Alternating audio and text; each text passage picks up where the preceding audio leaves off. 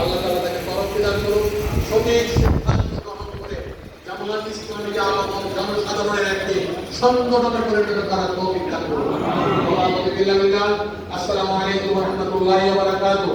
সম্মানিত ভাইরা, আমি 2 মিনিট আপনাদের সামনে বর্তমান অবস্থার উপর কথা বলছি।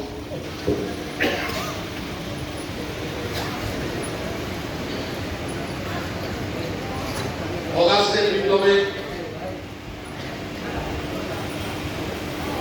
1400 জন শাহাদাত বরণ করেছে। এদের লিস্ট বাংলাদেশ জামাত ইসলামী ছাড়া আর কার কাছে নাই। ইন্টারিম গভর্নমেন্ট ফাঁকা বলে হারিয়েছে যে আমরা এই শহীদদের কাছে করেছি সেই করেছি।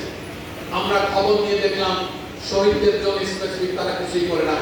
ওই যে বাংলাদেশ জামাত ইসলামের নামে একটা শফিকুর রহমান ধারে ধারে গিয়ে ওই শহীদ পরিবারকে সহযোগিতা করেছিল এবং বন্ধুদেরকে নিয়ে আমরা প্ল্যান পরিকল্পনা তৈরি করছি।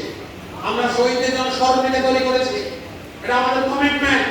যারা বাংলাদেশকে দ্বিতীয়বার স্বাধীন করে দিল, যারা আজকে আমাদেরকে এইভাবে কথা বলার সুযোগ করে দিল, 26 ফেব্রুয়ারি নির্বাচন অবাধ করার জন্য যারা জীবন দিলেন, তাদেরকে আমরা জানের কাছ থেকে হারিয়ে দিতে পারি।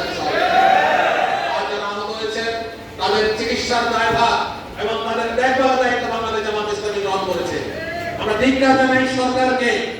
এই প্রাইম মিনিস্টার তারেক সাহেব প্রথম দিকে না বললো, শেষের দিকে বক্তৃতা বলেছিলেন হ্যাঁ বলে আপনার ভোট দিন।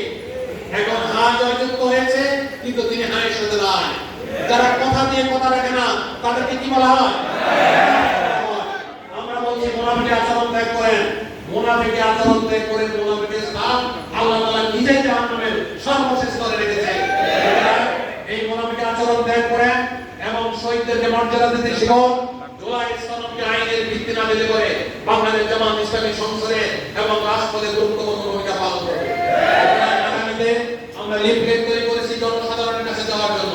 আমরা লিফলেটের মাধ্যমে, আমরা বিভিন্ন সেমিনারের মাধ্যমে আগামী 12 তারিখে আমরা শহীদদেরকে নিয়ে আমরা প্রোগ্রাম করতেছি। সবকিছু মিলে সরকারের উপর একটা প্রচন্ড চাপ আমার জনসাধারণের জন্য আমরা দিতে চাই, যাতে করে সরকার জুলাই সনদকে আইনে রূপান্তর করে এবং জুলাই সনদের প্রত্যেকটি আইনের দ্বারা মেনে নেয়।